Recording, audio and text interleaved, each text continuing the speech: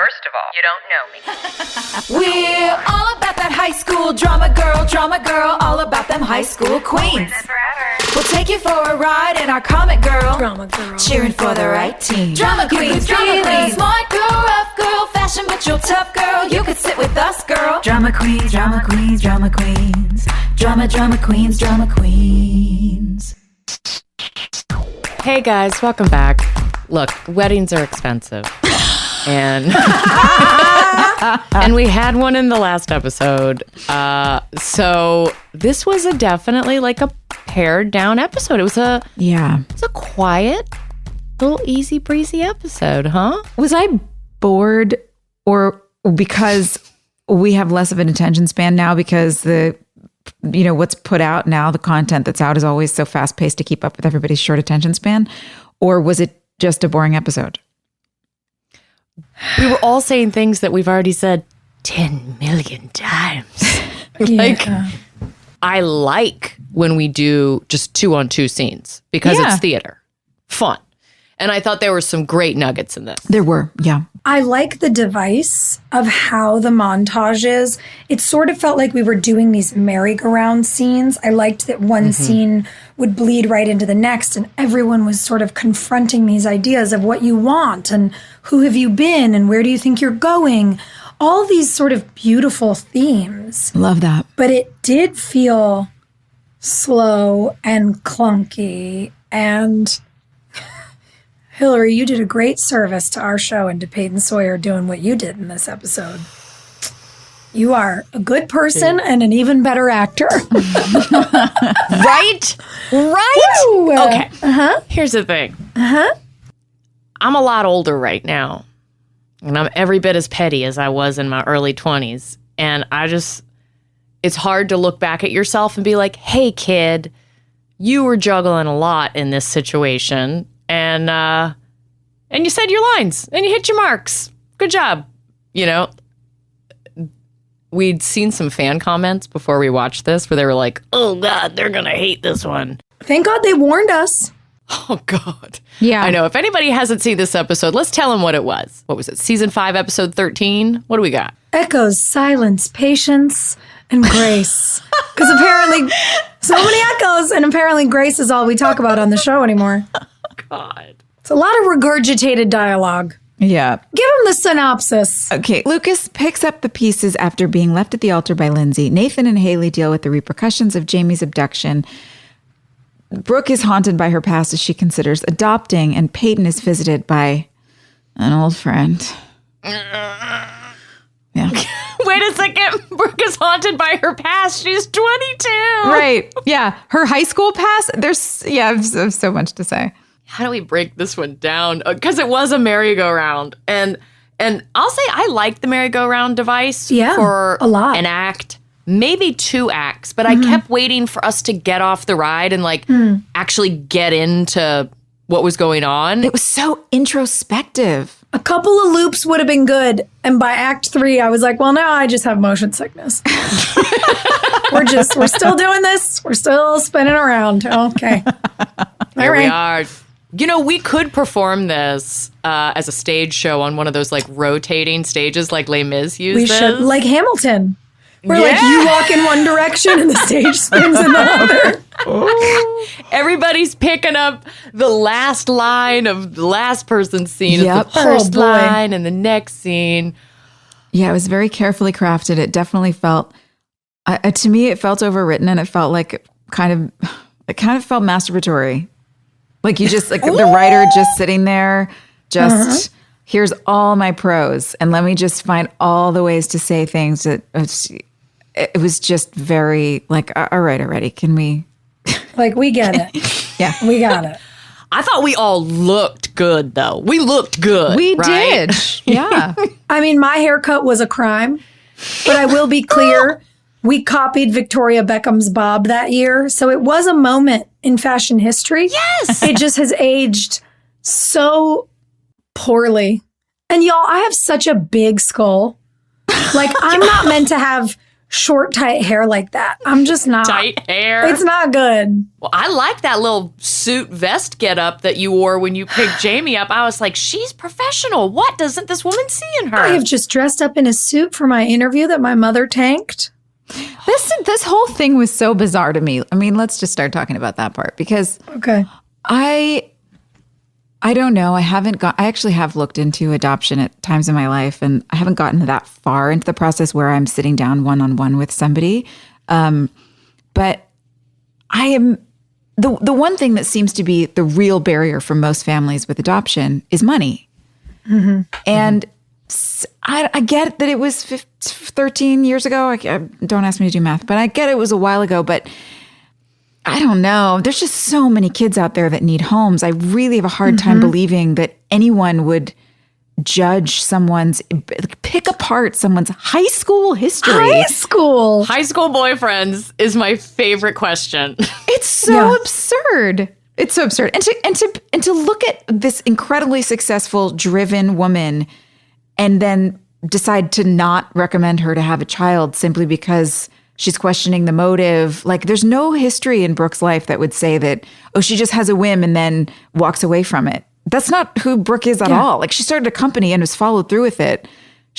Her friendships, she stayed and followed through in spite of difficulties. There's just so much. I don't know. I didn't buy it. I didn't buy it either. The pettiness of that woman being like, didn't you date that boy and didn't your friend?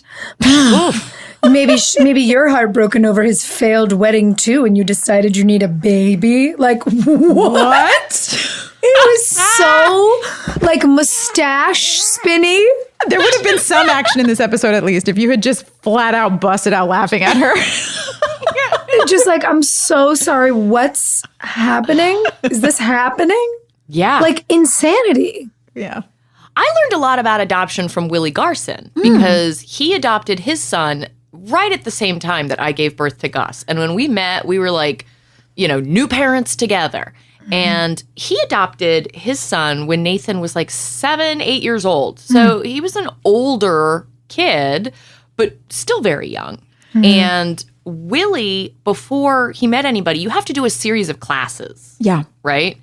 And there's, night classes you have to take, and social workers teach you how to do stuff. And it's a pretty extensive process you go through before you get to this phase of like, I don't know, you shoplifted in high school. I don't think you're ready for this.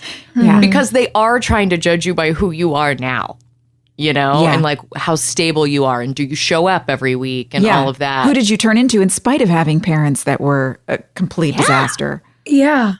It would have been great to see Brooke do that kind of training and really, really get into what that exploratory process is, as opposed to this, I don't know, what do? They interview people? Should bring a clipboard? They're just definitely guessing here. Well, and one of the things that drives me insane about all of this as well is like people, when I think about my friends, who've adopted, and like two of my best friends, adopted both of their kids through the foster care system, what they have gone through as dads, the way they have advocated for their children, like what it takes to go out and give a home to a child, the amount of work, like even the fact that we didn't address, like Brooke could have gone and gotten a donor. She could have gone out with the explicit desire to like get pregnant and be a mom.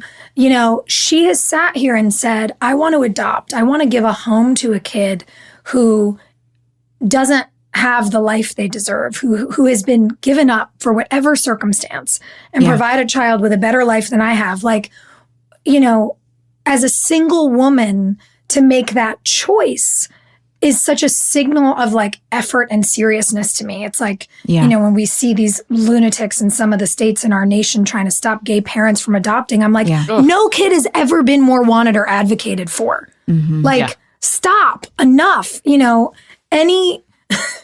so many people go out and like, whoop, get pregnant, whoopsie, accident. Like, and it bothers me that we leaned into like shaming this woman, but we didn't talk at all about what it means to make that decision, the effort you're willing to make, the advocacy that, to your point about Willie adopting, becomes a part of your life. Like, you have to His jump whole through life hoops became to advocating adopt. for adoption. Yeah, you have to know? jump through hoops to adopt a child that you simply don't if you go out and If you get knocked up. yeah. And like I don't mean to judge anybody. Like, look, by the way, like, I have so many friends who've struggled through fertility. Like, becoming a parent is hard for a lot of people a lot of the time. Yeah. But there's also, what Brooke says, like, nobody made my mom get interviewed. Yeah. Nobody made her take a class, like, should have. And it feels like such a missed opportunity here. And I don't know, like, having so many friends who've been through it. And, who in our country and countries around the world, like Italy, with that fascist woman who's taking lesbian moms off their birth certificates of their children. God, right? Like, I'm so angry about the way, like, modern families and adoptive parents get treated. And I forgot that Brooke got shamed in this episode by the adoption woman. I'm just like, oh my Lord. She's like, are you gonna get married? Are you gonna get married? Yeah. Do you drink? Do you date? You dated boys in high school. Like, what? You're into a bartender now. Does he drink? He makes drinks. Also, Owen's sober. Like, you took care of an addict. How dare you? You didn't turn your back on someone who was struggling? You monster. Oh, it just like fires me up. It makes me so upset. It just means they didn't Google adoption process. No one Googled it. Or Ask Jeeve did. Whatever the we were doing back then. Like, it's so easy. Did you just say Ask Jeeve did? I did. The children won't know what that means. They won't know what that means, but it was cool back then. I'm trying to remember where this goes, because there was something about this actress though, because I really liked her. I really liked that she wasn't mean or bitchy or snooty, she was very warm. Judith Scott is such a good actress. Yes. So such a warmth and openness about her. And when she left after Brooke gives the big speech, I remember feeling like, I think this whole thing was a test so that she could see how far Brooke would fight for what she wants.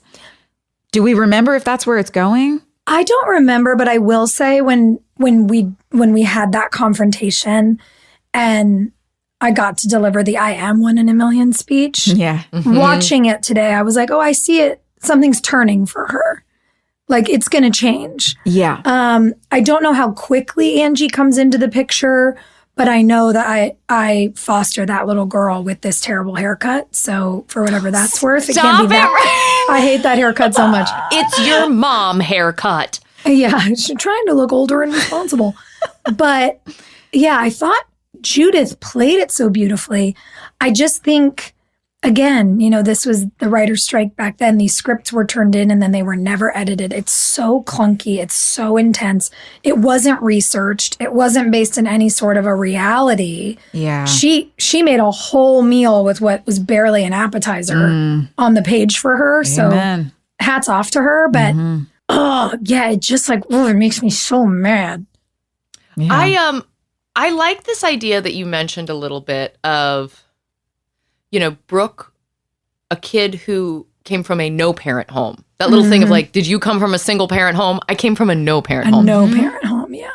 This idea that Brooke wants to find another child with a no-parent home and provide that. I think as we get older, there's a lot of mother work that is done in therapy and things like that. And I have found... I didn't realize that not everyone on the planet wants to be a mom like their whole life. Because I did. I was like, 5, 6 years old, like sleeping with baby dolls, like, these are my children. Yeah, me too. And then when I met people that were like, nah, I'm good, man. I was like, oh, wow, cool. And I have a daughter who has zero interest in being a parent.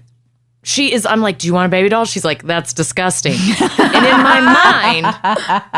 in my mind, I'm like, it's because I felt like I needed to correct some things, right? Like, I'll just have my own kids and do it my way and it'll be so much better.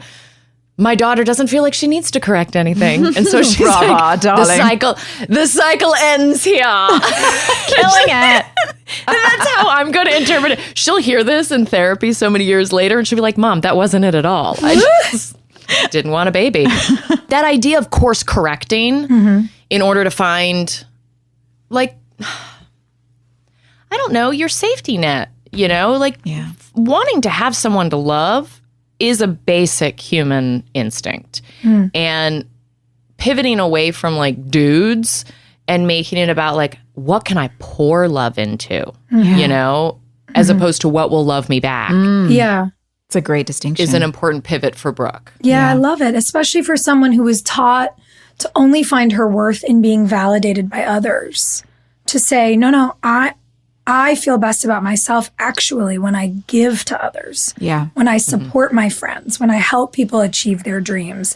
And she wants to do that in this role as a mom because of what she's experienced as a godparent. And, you know, as this auntie to Jamie. I think it's really this special distinction. And I don't know, maybe because that's a hard one, sort of sense of self-worth for her. Maybe that's why I feel a little protective. And I'm like, we really blew this storyline. We could have done it better. Yeah. Like sometimes when people f with our characters, I feel like they're f***ing with you guys, like my actual friends. I'm like, nah, Haley James deserved better. Peyton Sawyer deserved better. Like I get really like, I get protective of us, even though it's not us. Like, I don't know. I think. Yeah, same.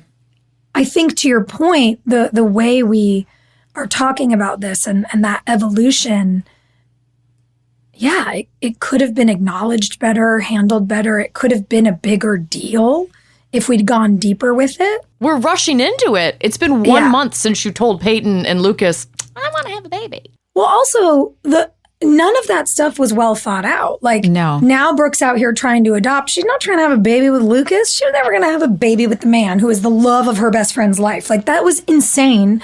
And it's like, what did we do it for? We didn't even follow through on it. That's what frustrates me, the lack of follow through, because there are so many kids that need to be adopted and so many families who have gone through adoption and how difficult that journey can be. What amazing opportunity that would have been to share that journey on our show through a character that's so beloved. And you could have taken the time and walked through that. I think so many people would have showed up for that and loved to go through that journey with Brooke. Well, and the other side of the journey, choosing to build a modern family, asking a friend to be a donor. Sure. Is such a big deal and something so sacred and like could have also been a big deal. But it's like we sort of dishonored both realities that people go through. And I wish we hadn't, because it felt out of character for her and it felt like it sort of cheapened both experiences a little bit. But to your point, nobody Googled it. And then we were on strike and nobody could change it, I guess. Yeah, there was just one person in a room typing stream of consciousness and then put it in all of our mouths. I'm a genius. I'm a genius. It wasn't the later seasons where I got passionate enough where I'd read a scene and be like, I'm not saying that. I rewrote it. Yeah. I wasn't that confident yet. Totally. I wish. I love the I'm a 1 in a million thing. I did too. I feel like I hadn't heard that before. And I don't know if that's something that fans write a lot or if you hear that back a lot, but for some reason that was out of my range of view. So I loved that. Yeah, that is one of the ones that I get to talk to people about a lot. And I loved it too. Yeah, it's such an encouraging thing that is one of those lines that I think as a young girl or boy, just a fan watching the show, is if you walk away from that, that's a line that sticks with you that you can put as a badge on yourself. Like, yeah, you know what? That's who I am too.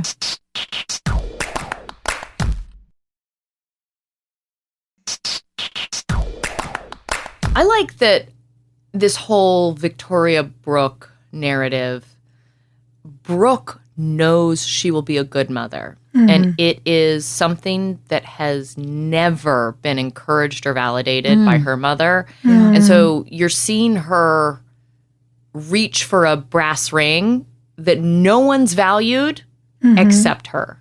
Yeah. Like, Peyton is like, kids, I mean, baby, I'm here, but like not on my radar. Yeah. It's not like everyone around her is like, kids, kids, kids, kids. She has identified the thing that she knows will make her feel fulfilled. And doesn't need any external validation. And maybe that's why, even though it's a complicated storyline, I do like it for Brooke, because when you can arrive at that place where you're like, this is my thing and I don't need any other people in my life to tell me it's good because I know it's good. Yeah, I love It's that. cool to see her in that space. I agree. And I think maybe it's because I like the storyline so much that I wish we'd gone a little deeper with it. Yeah. You know? I like it too. Yeah, if you're going to adopt as a single person, do you have to identify who your next of kin is? So, like, if something happens to you, who takes care of this child? I like, think you do. I feel like there's a lot of protocol that could have been juicy conversations for Brooke to have. Yeah. And it didn't happen. Just didn't. Yeah, if Victoria's trying to, like, get power of attorney or something crazy. I like what you said, Hilarie, about the mother work that we do. And Haley says, it made me think of that moment in the therapy sessions when Haley said, I won't be an absent parent. And I was like, why is she harping on it? Oh yeah, because her parents were always sort of in and out and around. And it was like, it's not that they weren't ever present, but they were very loose and loose-handed with all the kids. Sort of all of them kind of raising themselves, it seems like. That's a great point. Is this a whole episode about mothers? Because Peyton talked about her mom too. That's like interesting. Haley's trying to imagine a new form of motherhood that she didn't experience. Yeah.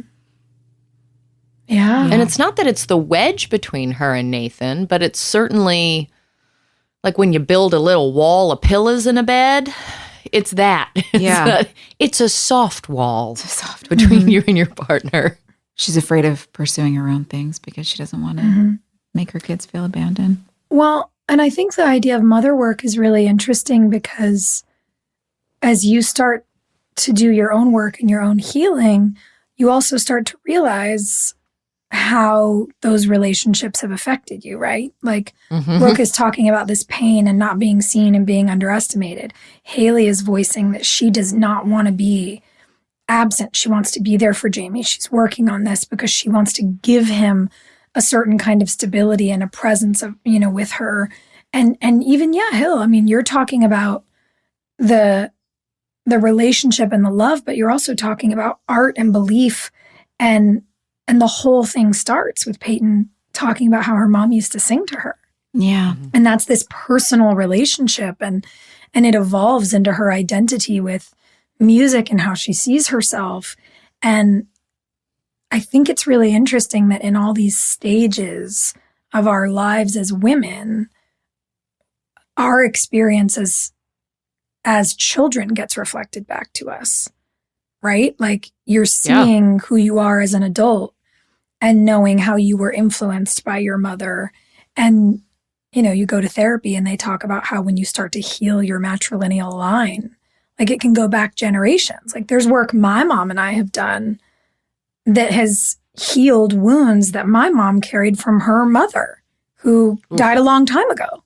Yeah. And it's so powerful.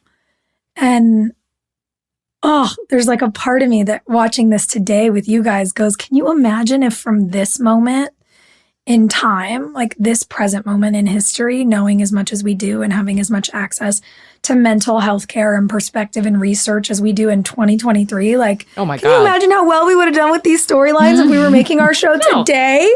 Dude, back then, I was all like, I'm a pleaser. Everything's fine in my family. I'm good. Today, I would have been like, we got to work on some stuff. I'm setting a boundary. This is my soft wall. I have words for this now. Yeah. Haley said something that broke my heart, and I think it's part of this mother work. She said when you guys were talking about what you wanted, she listed, she's like, I want to trust Nathan again. I want to, I want to be happy, healthy, safe. She said, I want Jamie to feel appreciated. Yeah. And the idea of saying that about your child, it's like, is she talking about her own inner child? Right? Because you always want for your kid what you didn't have for yourself. And sense of just wanting your child to be appreciated. Yeah. I don't know why that hit so hard. That's so true. That it does really break your heart if you see your child offering a part of themselves to a friend or something, and they're trying and they just get ignored or shut down or whatever. It's like I know my kid and the other person's they're not seeing her. They're just, I mean, God, it breaks my heart even if she says hi to somebody and they don't hear it. Oh, I mean, and then she's just like standing there like, well, I will hold a grudge if I see someone slide. Yeah. But yeah, I think that's a really interesting thing to think about. I haven't thought about it that way. How was that monster day of filming for you guys in the therapy office? It was fine. I mean, look, I remember reading the script and even doing the lines feeling like this is so sophisticated. I have done plenty of couples therapy in my life, and I don't ever remember it feeling that poetic and perfectly. Everyone's just sharing their vulnerability in such lovely, kind way. I mean, it was just very... like it's scripted. Yeah. Yeah. It was very buttoned up. Mm-hmm. And maybe because it's 4 weeks later, but I'm like, nobody's having an outburst? Yeah, what was the deal with that? Why did nobody had... The entire episode was just... Cruise control. Yeah. I don't know. Is that our fault as actors? Did we try and then we were told just keep it all mellow? Was the material not warranting any of those emotions? Like I didn't want to ever force anything. We were all hungover from that 100th episode party. We were just like, oh, God, mail it in. But you know what? Those episodes are really hard, too, because all the dialogue is the same. That's what I remember about being in there, because you're saying the same thing 6 different ways, but it's paragraphs and paragraphs every time. That is the hardest dialogue to remember because it has no meaning, really. Well, and when you're saying the same thing over and over again, by the time you're on the 4th scene, you're like, what do these words mean? Yeah. Like, yep. Which I'm supposed to say this thing, which is a version of that thing, but I've already said it that way, and I have to remember to say it this way. It really can scramble your brain. Yeah. And you can't change the words because they are already matched exactly in the upcoming scene that we filmed 3 days ago. So you can't say it in your own words. Yeah. It's this was a technical episode. It was indeed. But we were lucky with this casting that you guys had as your therapist. We were excited to see her at the beginning of this episode. Yeah. You nailed it. You called it out. I can't believe you recognize her. It was 16 Candles is what you said, right? Yeah. So we've had a John Hughes appearance in the Breakfast Club episode. And in this episode... Haviland Morris as Olivia Pruitt. Is that correct? So Haviland Morris, I'm looking at her and her hair color is different, but she's got that same arched eyebrow. And I'm like, this is Jake Ryan's girlfriend in Pretty in Pink. Is she British? Haviland is definitely a very British name. Or unless it's like Welsh or Irish or something. Let's Google. Hold. It's just every time she's giving you and Nathan relationship advice, I'm imagining the scene where her hair is caught in the door jamb of Jake Ryan's bedroom. She's not British. She's born in New Jersey. What did I say? She's from Jersey. Guys. Good for her. We were watching the episode and I just said, why did they make this woman do a British accent? We are in North Carolina. Why? Why is the therapist supposed to be British? I don't understand. I didn't get that one either. I would love to ask her about it. And it was so posh. Yeah, it wasn't even like, I'm from the streets of London. It was like... It was not Cockney. It was very... It just wasn't conversational. Fancy. It's just so, like, where did they find this British buttoned-up therapist? And why would she be the most relatable marriage therapist for Nathan and Haley, who are so not buttoned up? But you know what? Look, I did love the advice she gave. I loved the idea of thinking about something that happens in so many relationships, that long-term relationships, which is people stop playing with each other. They stop going out and having fun and tapping into the childlike excitement and what it was that they first fell in love with each other for. And so I thought that was great advice, especially for a young couple. Like, don't lose your joy. Don't lose your wonder and your laughter. Go find that. I love that she called Nathan and Haley out, though, where she was just like, you guys are 22 years old. You're young. Totally. You're not old. Yeah. Please stop. You're making fools of yourself. Yeah. And to remind people not to give up on their play and their spark, especially at 22. It's so wild to hear her say that to you guys and to hear, Brooke have to kind of defend herself to the adoption woman. I'm 22. It's like we are babies on this show. Babies. Just sad, defeated babies. Defeated, tired babies. Been ridden hard and put up wet. That's right. We crapped out. We crapped out. We crapped out. God. Nathan and Haley are buried under the weight of all the responsibilities that they've got, and then all the stress and the trauma, and of course Dan and all the stress that brings back. Which I still don't know why he was being beaten up at the beginning of the episode, but we can come back to that. Yeah, I was just gonna say, good on Nathan and Haley to have this huge traumatic event happen and be in therapy the next day. If they've already met 4 times and it's been a month. Mm-hmm. Yeah, exactly. I would make him sit on that for a couple weeks before I was like, all right, I'm going to schedule an appointment and find an opening. Now we'll talk about it. That's how they ended up with the uptight British lady. She was like, I don't care who it is. First place that says yes. But it is, there's so, I think that happens so often. I know it does in my life. I get caught up in all the responsibilities and I forget. I'm like, I think it's been a week since I've just played, just gone outside and ran around and kicked a soccer ball around with my kid. I've been so buried under responsibilities, and it's a good reminder. Anyway, I'm glad I was grateful for that. It was a little gift I got today from this episode. Yeah, I thought that was really nice. A little bit of therapy. I like all 3 of us yelling at the screen while Nathan and Haley are back home and she's making the bed and it's like, okay, well, do you want to hang out later tonight, maybe? And all 3 of us are like, now! Kiss her now! Yeah. Do it now! Afternoon delight, man! Now! Well, they did. They got right back into it. Back in the saddle. Thank God. God. Yeah. Fine. I'm so happy we have reached that point. Yeah. Haley James, you have I wrote this one down. You have a serious ass Haley James. Say it again. Say it again. Boom, boom, boom, boom, boom.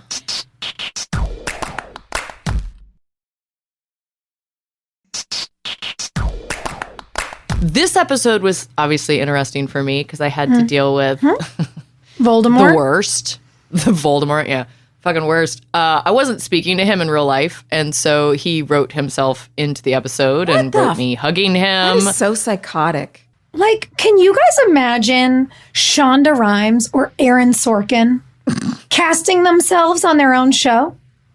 Especially in that scenario. He compared himself to the writer of Sons of Anarchy. He was like, yeah, I'm like that. And I'm just like, you're not like that guy. Wow. You're really not. It was so creepy. And so I got the script and I was just like, all right, it's 1 day of work. It's just 1 day of work. I only have 1 day to be in this office. We'll film all these scenes. And, my boyfriend's dad was directing and my brother's on set. There's all these dudes on set and it just wasn't quite enough. And so I invited my dad to work this day. Wow. And my dad came and sat behind the monitor the whole day. Wow. Which was kind of weird, right? Because he clearly wasn't there to be friendly. He was just being a presence. Yeah. And my dad is a jack of all trades, and he is really good at bullwhips. He had an Indiana Jones thing in the 80s and wanted to learn how to play with bullwhips, and so he's really good at it. Oh my God, I thought you were just giving us a metaphor. You mean an actual bullwhip. Real bullwhips, Joey. Amazing. Can't wait. Keep going. So in between every take, I would just beeline to the monitor and just go stand next to my dad. Because you can't touch me. You can't pull me into a sidebar conversation.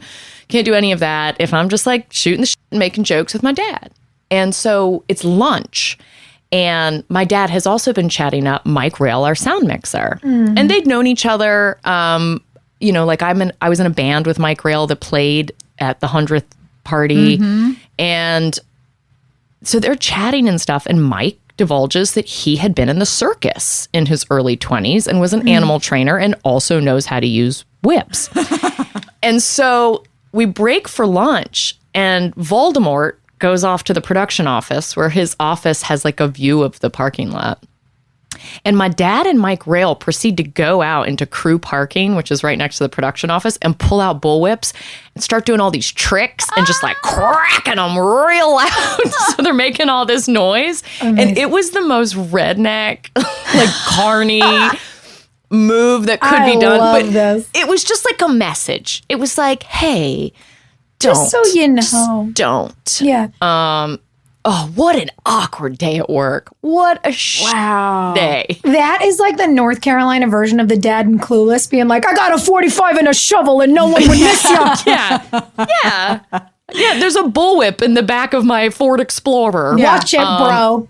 I love that you had your dad come out. That's great. That's cool. Really just taking advantage of the men in your life that care about you, that, you know, can stick around and stand up for you. That's amazing. Well, it didn't, I mean, let's be clear, it didn't like necessarily solve anything. Did it for that day? That's it. It was like for that day. Even to give you a day of reprieve. I can't imagine doing that day and not having that, because no one else was going to be like, hey man, like ease up here. Yeah, hey, stop but talking you can to tell her. by my body language, I'm like always pointed away. I'm never looking like directly at him. I'm just sort of like delivering these monologues to the ether. Well, you're walking around the office and I think, you know what struck me, and I'm curious if you remember any of this, but just like knowing what you tended to gravitate to in wardrobe. Yeah. The fact that you were in that skirt and those heels. And to be clear for our listeners, like our boss approved all our wardrobe. I was like, did he like select out of the line of stuff you had tried on for, you know, that 4-episode chunk or whatever, like, oh, I'm coming in this episode, I want her in a short skirt. It made me feel like itchy watching you walk around, because I was like, oh, I hate that she had to be in there with him. We didn't have fittings just for the episode. Maybe we would do that if it was a really big episode. It's like, this is the wedding and we have to get all like our wedding dresses.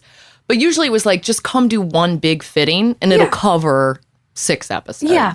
4, 5, 6 episodes at a time. I don't remember how that played out, but I also remember, because I do remember being uncomfortable in the skirt. I was seated, they wanted me to sit on the desk, and I'm like, I can't sit on the desk. I have to lean against the desk. It's like, everything was very strategic. And I remember thinking, like, if I throw a hissy fit and I'm like, I need to go put on pants, I'll have lost. And so, God damn it, like, I am not going to be flustered. I'm not going to be bothered. I'm going to show up and I'm going to say these stupid lines. And then I'm going to go home and, you know, play with the whip. Yeah. Do Indiana Jones tricks. But I love that the fan base has acknowledged how absolutely cringy this is. Because there was a time where where he thought he was so cool. I'm a good actor. I'm so cool. And I think there were maybe some fans that validated that. And now that we've just like aired all the dirty laundry, people are like, what a nerd. It's just so weird that why in the world is Peyton talking to Max, the record store guy? And why does he know about Lucas and all her deepest love? Intimate details of her life? Like, I'm so confused. I mean, how long was Peyton at Thud? And he was not 36. He was not 36. No, get out of here. What kind of nerd ages himself down? I'm just trying to think of other people that Peyton could have been talking to realistically. And you want a random person that wasn't... Chris Keller! Great. That would have been the first choice for sure. Mia! Instead, he's holding up her record, and I'm like, so you paid yourself as the creator and showrunner who made the most money of anybody on our show. You paid yourself to be an actor and took an episode away from Owen, Mia, all these other characters. Yeah. But where's Barbara? Yeah. Would have been cool to have Barbara home. Moira? It's like, well, where's Karen? Oh, she's coming back. She could have been with you, and Andy could have been with Lucas. Yeah. Oh, that would have been so good. Stupid. Dang it! I felt that viscerally. That was in my gut right there. You just said that, and I'm like, that's what is that? that honestly would have been so great for the long term of the show. Yeah. Where it's like, obviously, these two are and gonna like be together. she's getting advice, and then Andy's telling Lucas, here's how you go back and get Lindsay. That would have been so interesting. Yeah. How do I feel about that, by the way? Lucas going in and talking to I was not into that speech, I have to say. It felt like so manipulative and like the same thing he said for the last 5 years to all the other girls. He said it to Brooke for sure. Yeah. I'm going to prove it to you. Waiting. I'll be waiting. For how long? Yeah. Wait, did he ever say it to Peyton? Because I feel like Peyton was always kind of chasing him. I don't remember him being like, I'll wait for you, Peyton. No, at the beginning, he was chasing Peyton like crazy, and she was like, why are you so crazy?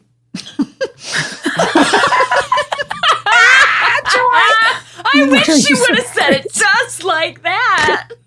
Why are you so crazy, man? Yeah, I think it's important to acknowledge that at 22 years old, you really do think you know what you want. And I did, for sure. That's fair. And then you find out later, like, oh, I don't. And that's okay, too. And Lucas, God bless him, just is not willing to give up. And I think got some good advice from Andy of just like, hey, she just needs assurance from you. The same way I did with your mom. I knew that your mom had some unfinished business. I stuck around and I respected her space. But running out on a wedding is different than like, honey, I need a little assurance from you. I don't know if you really bounce back from that. I mean, maybe in Lucas's mind, he's like, oh, that was kind of embarrassing. Maybe she just needs me to tell her I don't care. Yeah. Well, I wonder about that too, right? Is how much of it could be about the ego of not wanting to be left. Because there are plenty of people who feel like that, and there are plenty of men who will do anything to not get left when their partner finds out who they really are. And like, I had a breakup once where I remember him looking at me and going, you're going to realize once I'm gone all the things that I do, and you won't be able to get through without me. And I was just like, I remember in the moment being like, oh, you think that's true, honey? Oh, no. I can take the trash out. Like, I do it all the time. Like, what are you talking about? Yeah.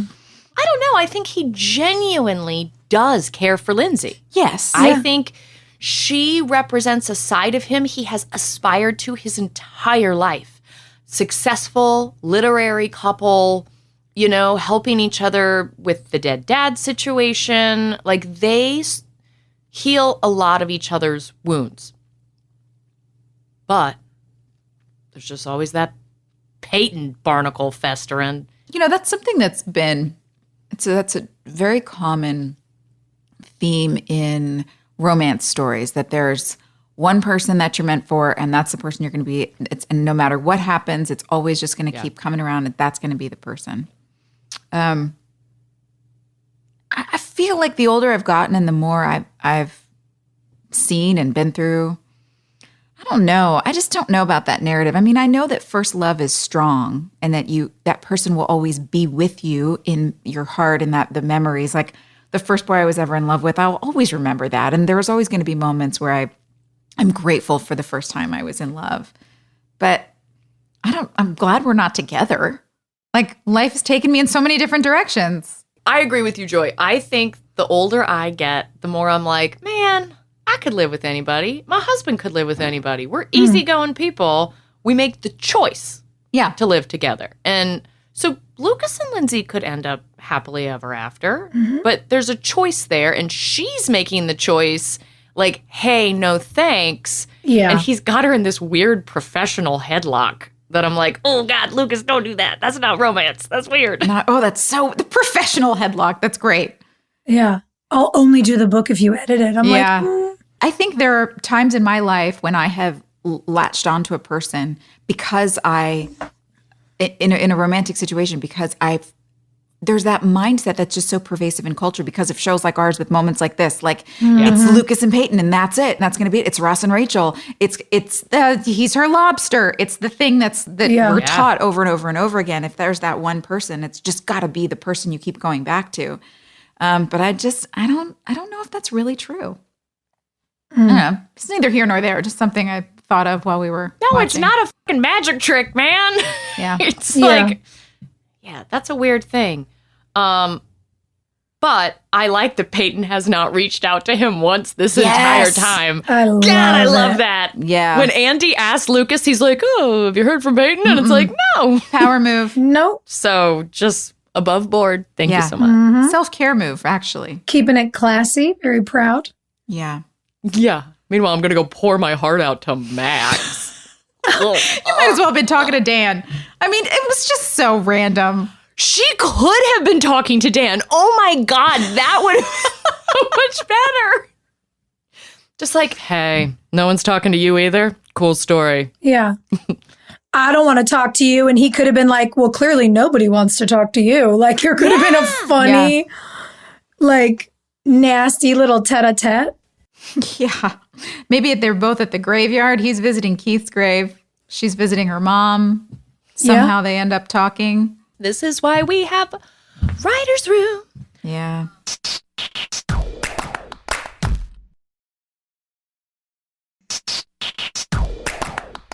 All right, well, the fist fight at the beginning of the episode, I loved that. did they all think that Dan kidnapped the little boy? That's what's so confusing. No, I think Dan wouldn't have been able to leave the house without saying. And that's why Jamie's like, thank you. Yeah. Everyone knew Carrie took him, Yeah. but they could have done it better. But why would they start beating him up? I'm just so confused. I liked the action. It was the only action we got in the episode. Yeah. Besides the end. Maybe because Dan followed her and didn't call the cops, like all the things he didn't do well. He needed to be the hero. And it's like, you don't get to be the hero. You're a murderer. I don't know. Yeah, that was pretty confusing. Also, why did Dan pay off the social worker? I missed that part That's too. going to be in the future, I think. I think there's going to be something that comes up where that guy was like, oh, Dan says, I paid him off. He wanted him to listen to him. He wanted to chat. Yeah, it was a weird little, he was like, how about you keep this money and just have a small talk with me? Mm-hmm. But clearly he wanted to leave that money there and make it look like that guy took a bribe. Yeah. But I didn't get anything out of that scene. I didn't get any new information. Nope. I mean, Paul was fine as always. He was great, but what do you do with them? If there's nothing on the paper, what are you going to do? Paul was good, but it was so random. And then to have the guy be like, didn't you kill your brother? It's like, really? This is what we're talking about? Like, we all know. And what was weird to me is that everybody knows what Dan Scott did. He was the mayor of Tree Hill, and he's creeping around the elementary school. Girl. And nobody's calling the police. He's talking to little kids through the fence. A grown-ass man? No. Dude, at my child's preschool, parents couldn't even show up early for pickup and talk to kids same. over the fence. They were like, sit in your car. When it's time for you to come out, we'll let you know. Yeah, you can't just show up for lunch like you used to. It's really weird. I wasn't into that either, but I'm curious to see where it's going. Hey, it can't get worse. You know what? This is silly. Everything is silly. And we have a fan question that I find to be very silly and also adorable. Who wants to read it? I don't want to talk about this. Gross. Oh, no. Yuck. Okay. You had the most to deal with this, Joy, because you had to deal with fucking Nathan. Sweaty boys. Mm-hmm. All right. When you have a scene where you're supposed to have sweat on your face, like and body after a workout, a basketball game, fight, is it just water? Or are they actually like forcing us as actors to work out and work up a sweat before we do a scene? It's so funny. No, they're not forcing us to work out. Although sometimes the boys, to make their muscles look really big, will sit and do pull-ups right before a shot because they want to be bulgy. We're like, oh man, we're going to roll. Better do push-ups. Dummies. No, the makeup artists have a little spray bottle and they squirt your face with water. They missed you.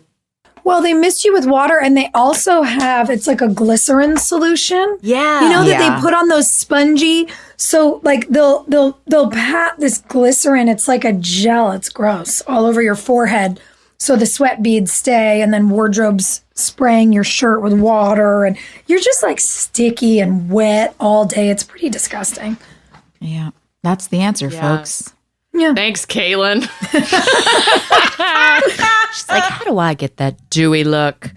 That's it. Do you think they just love teen dramas so much that we went from having that super matte makeup in the early 2000s to they're like, how do we make all these bitches dewy? Dewy. I was real happy when the dewy look kicked in. I do love it. You just wake up in the morning and you're like, you know what I want to look like today? A glazed donut. Ooh. I don't know that I have a choice anymore. I mean, you want to look like a snack? Listen, I'm not mad at it. All right, so are we going to spin a wheel? Yeah, let's do it. What are we going to get? I don't know. This week we have our most likely to. Did we have this question already? Am I crazy? I don't remember this one because No, I neither. want this answer. Who is ahead. most likely to burn Thanksgiving dinner? Well, didn't Brooke? I was going to say, I did on the show, and we had to put the turkey out with a fire extinguisher. It was a funny scene Oh, with me and Sharon Lawrence in Austin. It was great. I think I directed that episode. Really? I think so. I will say, a great episode, great scene. Not me in real life. no, you are so No way. like she's got a call sheet for the whole cooking schedule. Yeah. Who's burning the turkey in real life? Who's burning in real life? Guys, don't tell her I said this. It's Danielle. It's Danielle. Because she tries to do too much. Like instead of like parceling it out, she'll be like, I can do it. I can do it. I'm gonna cook 3 turkeys, 1 deep fried, 1 in the oven, and another like in a toaster oven or something. And she's the one who's like, I got it. And not all 3 will burn, but one of them. One of them will. I would forget about the turkey. I could see that happening. Being like, what am I missing? Yeah. Yeah. I don't even like turkey. So yeah, let's just eat ham. That's easy. So open the foil. Did we have a honorable mention this episode? What'd we love? God, I don't know. It's never this hard. Did you just say it's never this hard? Yeah, it's never. Usually honorable mentions kind of jump out. I'm having a hard time.